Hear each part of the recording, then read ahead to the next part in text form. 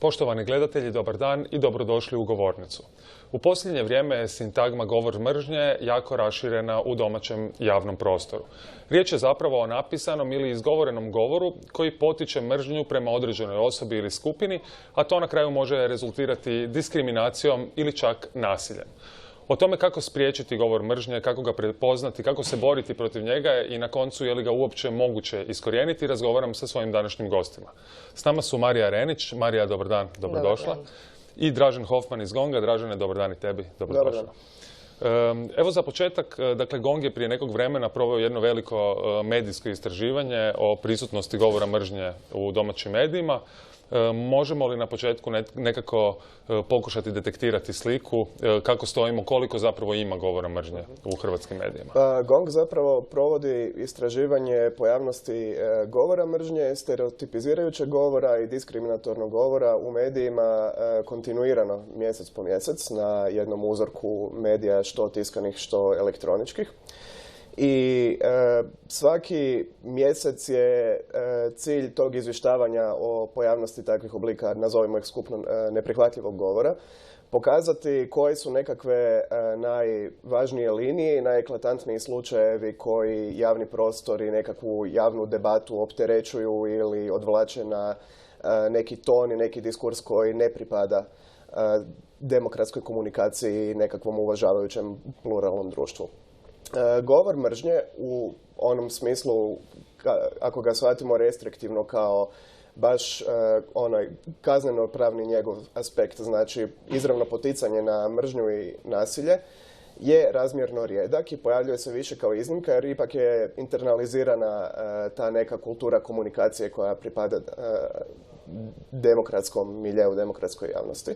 No ono što je prisutno i razmjerno često i čemu doprinosi, nažalost, često i angažman publike na internetskim portalima, odnosno angažman čitatelja, jesu oni oblici stvaranja zazora, neprijateljstva, diskriminacije i ponižavajućeg prikazivanja prema određenim skupinama koji su naizgled benigniji, koji počnu možda kao nekakvo poigravanje sa stereotipima, pronošenje nekakvih shvaćanja koja su gotovo pa opća kulturna mjesta, ali koja zapravo dugoročno svojim neprestanim ponavljanjem, neprestanom reprodukcijom kroz medije postaju nešto što se shvaća kao istina i stigma koja ostaje priljepljena za različite društvene skupine. Toga ima i dalje. Postoje neke linije kojima se ona stalno događa i postoje čak i nekakvi novi trendovi razvoja koje, barem u našem shvaćanju, nisu prije bili česti u hrvatskom javnom prostoru, osim eventualno negdje na njegovim marginama. Kada govorimo o tim trendovima koji prije nisu bili česti, a sada ih primjećujemo, zbog čega su se oni počeli dešavati? I drugi dio pitanja, spomenuo si da se taj neprihvatljivi govor ili govor mržnje javlja pogotovo kada su određene teme u pitanju. Možeš li nekako reći o kojim je temama tu riječ? Redovito se radi zapravo o temama koje se tiču statusa i položaja manjina u društvu. Jer naime govor mržnje i zapravo svi oblici neprihvatljivog govora o nekim skupinama imaju izrazitu komponentu, odnosno izrazitu tu manjina većina dinamiku i nekakav element društvene moći, odnosno odnosa većinske skupine, pogotovo u homogenom društvu kao što je hrvatsko, prema onima koji su drugi i drugačiji.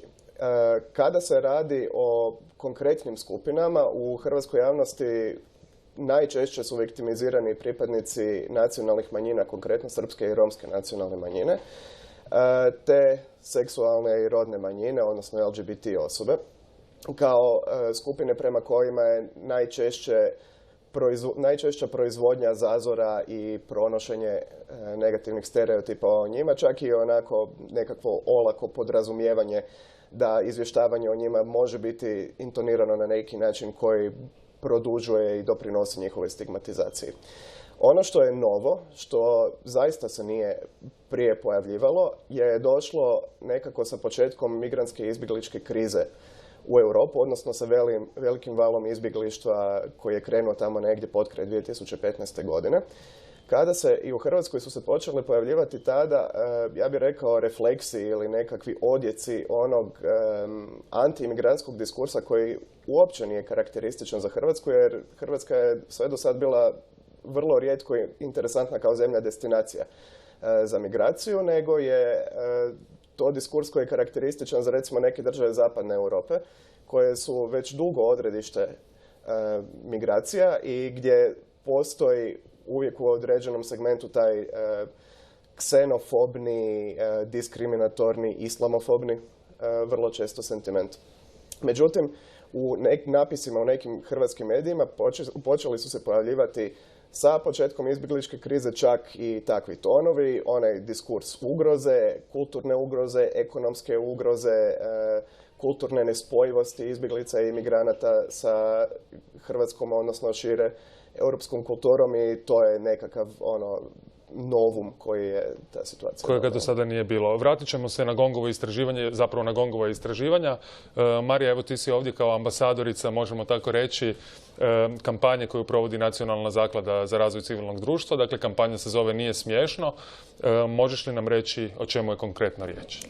Pa, hvala vam još jednom što ste me pozvali. Znači, kampanja Nije smiješno je temeljena na mlađim skupinama, znači koje još nisu, koje još ne čitaju, ne konzumiraju ove medije. Znači, ona je počela početkom ove školske godine, znači već je mjesecima vani. U biti, mi, kad kažem mi, mislim na 7 blogera koje su se javili na natječaj Nacionalne zaklade i pritom smo izabrani da svojim, znači za sadržajem koji mi pišemo direktno djeci osnovnoškolske ili srednjoškolske dobi, da približimo njima, u biti objasnimo što bi to značio govor mržnje i kako da oni prepoznaju bilo kakav oblik govora mržnje oko sebe, da ga detektiraju i budu na njega u biti spremni ako do toga dođe. Znači, uz mene još je tu 6 blogera koji smo od početka, znači počeli smo simbolično sa Svjetskim danom mira 21.9. i evo, kroz cijelu ovu školsku godinu smo do sada uključili otprilike 150 škola u Hrvatskoj koje su se na nekakav način uključile u našu kampanju, koja je dobila naziv, to nije smiješno, cijelog našeg razmišljanja kako bi tu kampanju nazvali. Htjeli smo za apsolutno svaku stvar koja može biti detektirana kao govor mržnje reći, gledajte ljudi, nije smiješno, i da djeca jedni drugima za svaku takvu stvar imaju nekakav kratki link da im kažu, gledaj, nije smiješno, za svaku stvar za koju smatraju da nije baš ok sa strane svoga prijatelja, društva ili nekog trećeg. Čini mi se da je ime izvrsno odabrano. Možeš li još malo detaljnije objasniti kako kampanja funkcionira? Dakle, postojite vi blogeri, po kojem ste kriteriju birani? Kampanja funkcionira, mi smo se organizirane je na način da smo na web stranicu nismiješno.hr gdje mi na tjednoj bazi objavljujemo naše blogove. Dapače, uključuju nam se i gostujući blogeri, znači nismo samo mi ti koji pišu svoje blogove, nego sada imamo i dosta gostiju blogera. Uz to, znači, za uključivanje u kampanju škola, mi smo išli primarno na škole osnovne i srednje, zato da direktno sa radionicama uključimo direktno one koji su najčešće žrtva, a to su djeca. I svi profesori, znači pedagozi, psiholozi, učitelji koji žele, na našim stranicama mogu naći gotovu pripremu za sat razrednika u osnovnoj školi, odnosno srednjoj. To je napravio naš kolega Bojan, koji je sa nama jedan od blogera koji je učitelj, znači primarnog obrazovanja, i tamo nalazi, znači, gotovu pripremu kako održati sat i kako proći na tom satu s djecom ovu temu konkretno. Želio bih vas oboje pitati, dakle, evo Dražene, ti si spomenuo da ipak se bilježi nekakav porast govora mržnje u medijima. Onda nas možda ne bi trebalo ni čuditi što ga ima mnogo i u javnom prostoru i u interpersonalnoj komunikaciji na koncu. Tko je za to kriv i kolika je tu zapravo odgovornost medija koji ipak nekako kreiraju taj opći diskurs? Pa slažem se, mediji su tu velikim dijelom, barem su odgovorni u uokvirivanju koje su nekakve prihvatljive granice govora. Što se tiče nekakvog općeg trenda, kako ga ocrtati, on užasno ovisi o tome koji segment medijske scene ćete staviti pod povećalo. Ako gledate, uvjetno rečeno, mainstream medije, one sa nekom većom razinom profesionalizma, što novinarskog, što uredničkog, sa ambicijama doprti do šire publike, do opće populacije, tamo ćete razmjerno rijetko naći neke uredničke propuste u smislu omogućavanja plasiranja govora mržnje, ili će oni biti nešto što se može više pripisati nekakvom nepromišljenom momentu, odnosno nereflektiranom trenutku neintervencije, koji nema u vidu zapravo koje su implikacije toga da se u nekom trenutku na neku izjavu bilo koga nije reagiralo ili da je nešto preneseno bez nekakve kritičke distance. S druge strane, imate jedan segment medijske scene koji zapravo svoju produkciju strukturno temelji na pronošenju i jačanju vrlo isključivih i rigidnih stavova. I to je njihov svjestan odabir u potpunosti. To nije nešto što je sada onako incidentno ili se dogodi tu i tamo pa da se malo nešto podgrije, da se dobije na nekoj čitanosti i gledanosti, nego je to svjesni i sustavni postupak kojim se ide na određenu ciljanu publiku, ali imajući ili nemajući, ali pretpostavljam imajući u vidu, da se time određenim ljudima i skupinama može i naštetiti. S time da takvi mediji nisu, samim time što nisu mainstream, opet uvjetno rečeno mainstream mediji i nepostojeći, oni nisu nevidljivi i nečujni.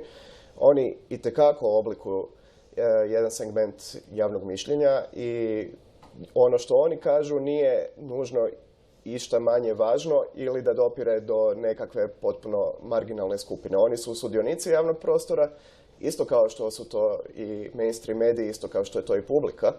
Uostalom, i svi zajedno imaju svoj udio u formiranju i nekakvom prešutnom pregovaranju o granicama, ovo je okej, ovo nije. Marija, evo iz tvoga iskustva, rekla si i sama da publika koju se vi obraćate zapravo nisu konzumenti medijima, ali svejedno i među tom populacijom je prisutan govor mržnje. Koliko su zapravo djeca, srednjoškolci i osnovnoškolci izloženi govoru mržnje, najčešće pretpostavljam i jedni prema drugima?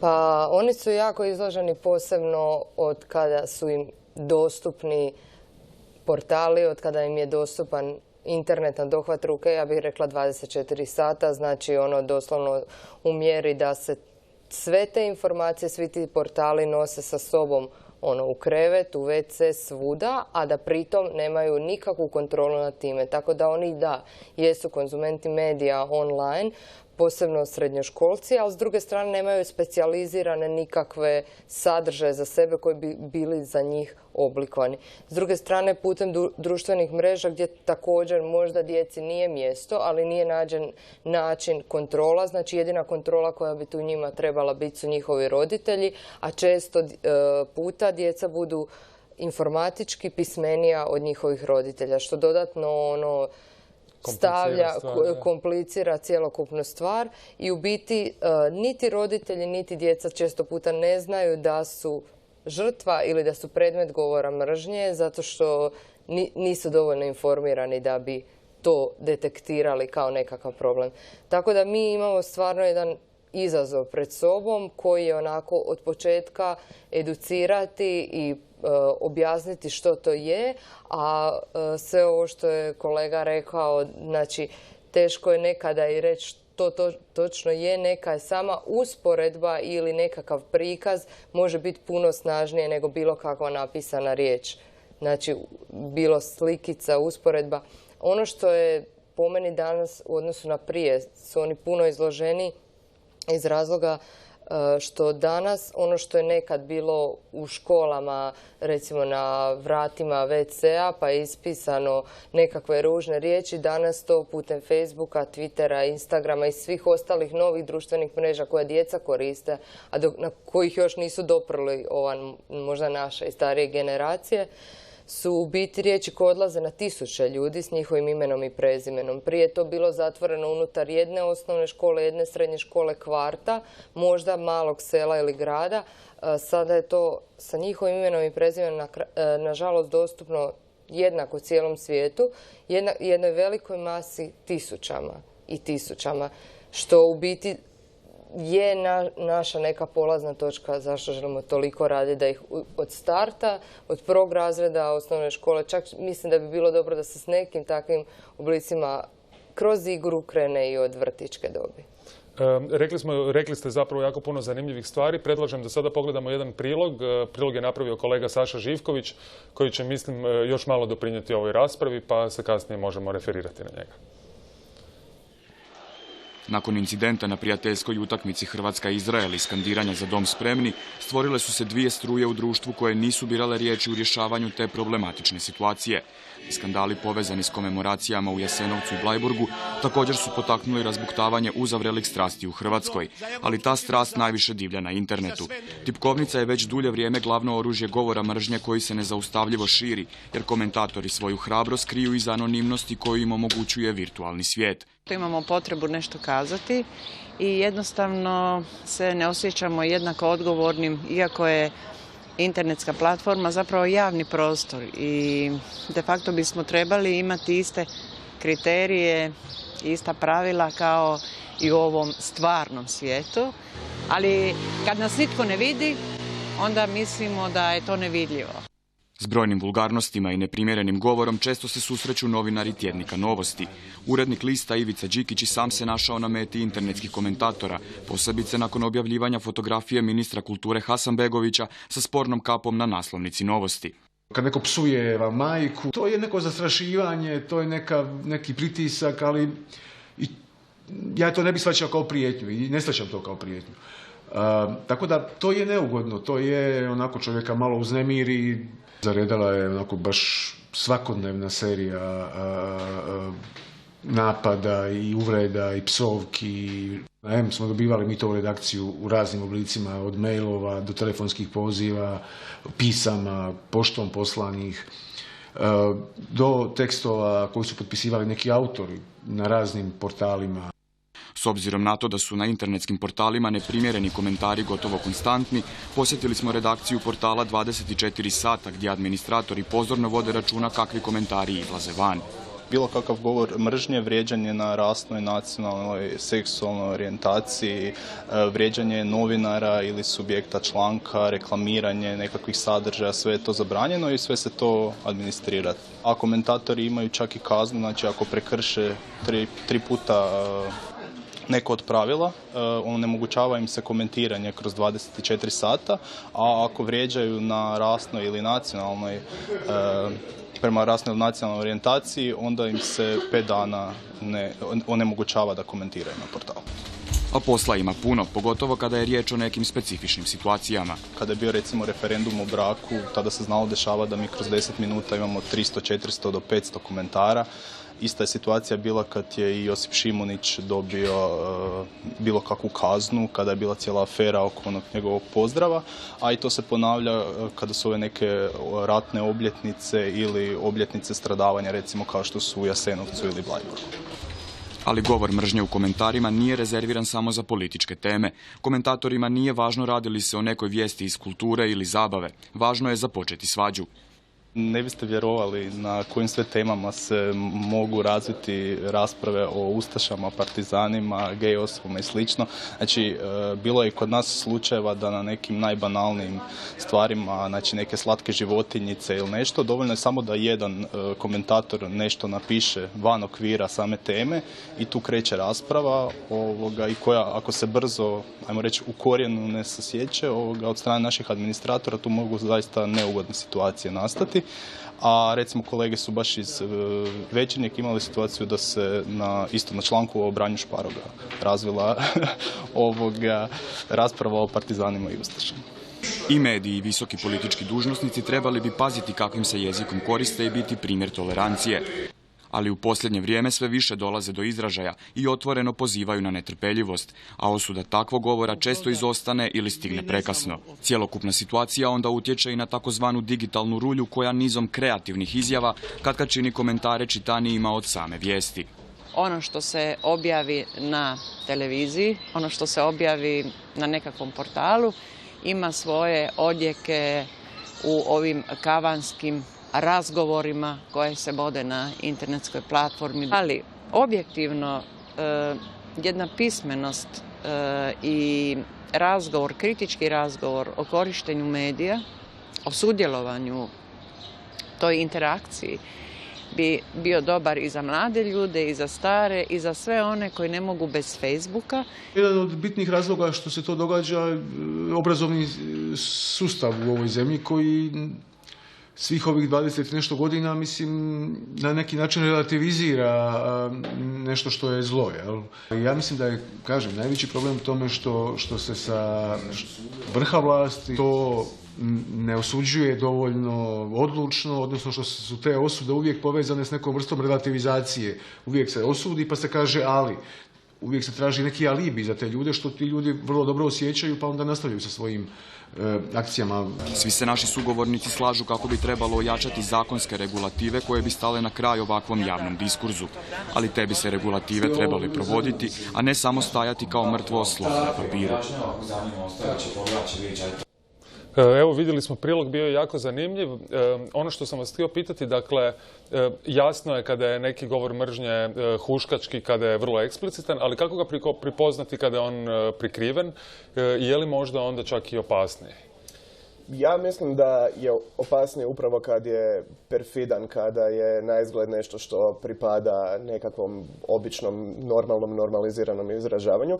Zato što na takve pojave će malo tko reagirati. I nereagiranjem i kontinuiranjem slanjem poruke ovo pripada u polje prihvatljivoga, to će u polju prihvatljivoga trajno i ostati. Pada mi na pamet situacije u kojima se opet nekako je ono naizgled benigno prenošenje stereotipa događa u nedogled i stalno i stalno i stalno. I na pokušaj kritike zašto je tomu tako, kao nije li možda vrijeme da s time stanemo, da se zapitamo stvaramo li time nekakve neželjene društvene posljedice, da li nekoga time možda marginaliziramo i šaljemo poruku o njihovom isključenju. Branitelji takvog oblika poruka će se pozvati na slobodu govora. Međutim, sloboda govora je princip koji je upravo oprečan slobodi plasmana toga, jer imamo ono znano načelo štete, sloboda djelovanja, a analogno tome izražavanja zapravo prestaje tamo gdje počinje nekome nanositi štetu.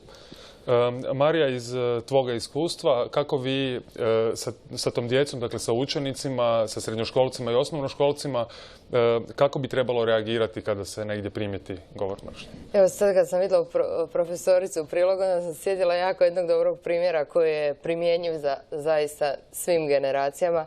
Znači, ako izoliramo bilo koju skupinu na temelju bilo koje pripadnosti, bilo to što smo žena, muškarac, Hrvat ili u bilo kojoj pripadnosti mi pripadali, na primjer što nosimo veličinu cipele 38, ako se to na bilo koji način nas svršta u neku grupu koja je potlačena i koju se izaziva bilo kakvom ruglu, onda smo na granici govora mržnje i znamo da ne smijemo tu granicu prijeći. Ako je ta skupina koja nosi taj broj cipele, zbog toga će biti stavljena u neki koš i biti potlačena, znamo da smo na krivom putu i da smo na rubu govora mržnje. Ja mislim da je tako najjednostavnije i djeci objasniti da nema boja kose, boja očiju, visina, težina, pa sve ostale pripadnosti zbog kojih nas se stavlja u neki čošak, da ne trebaju imati bilo kakvu važnost u donošenju bilo kakvih odluka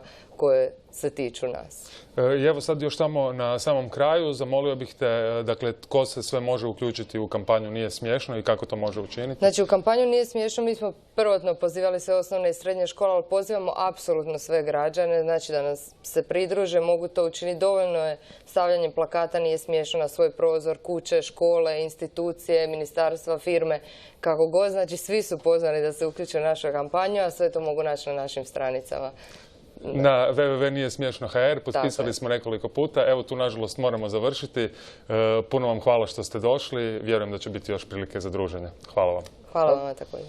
Poštovani gledatelji, ovo je bila još jedna govornica. Budite s nama i sutra u isto vrijeme na istom mjestu. Hvala na pozornosti i lijepi pozdrav.